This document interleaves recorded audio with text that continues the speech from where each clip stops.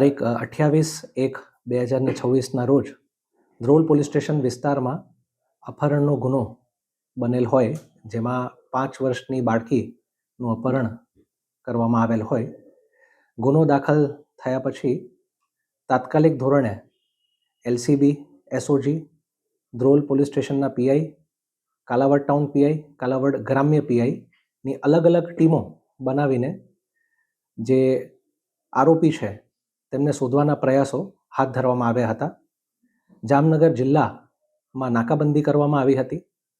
તે ઉપરાંત સીસીટીવીની footage check કરવામાં આવી હતી.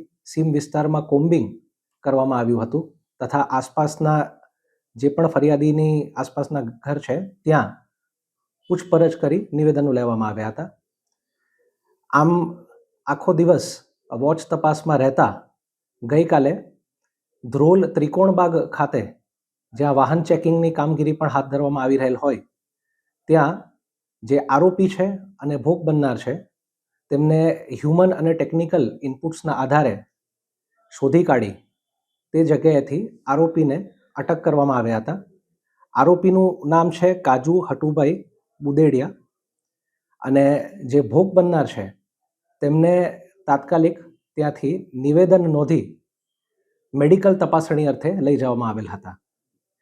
જે બાઇક ચાલક અજાણ્યા ઈસમ છે તેમને પણ શોધી કાઢવામાં આવ્યા હતા, પરંતુ તપાસમાં હાલના તબક્કે તેઓ ફક્ત એક રાહદારીને લિફ્ટ આપતા હોય, આરોપી એમ જણાવેલ હોય કે તેની દીકરીને દવા જોઈતી હોય તો હાલના તબક્કે તેમને લિફ્ટ આપતા હોય તેટલા પૂરતું જ તપાસમાં જણાઈ આવે છે.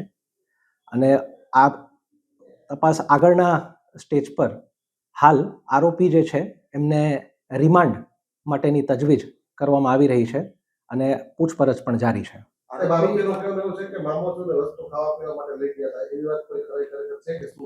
હાલ તપાસના સ્ટેજ પર છે, એટલે રિમાન્ડની તજવીજ કરશું ને તેમાં જે પણ જગ્યાએ લઈ ગયા હોય ત્યાં તેમને ફેરવીને પંચનામું કરીને હાલ વધુ વિગત આપી શકશું.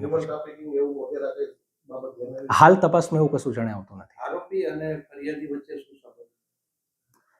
આરોપી હાલના તબક્કે તપાસમાં એવું જણાઈ આવે છે કે આરોપી અને જે ફરિયાદી છે એ એક જ ગામના છે, મૂળ એમપીના અલીરાજપુરથી છે. તે ઉપરાંત બીજા કોઈ સંબંધ હાલ તપાસમાં જણાઈ આવતા નથી. વધુ તપાસ કરીએ જાણ ખાતે.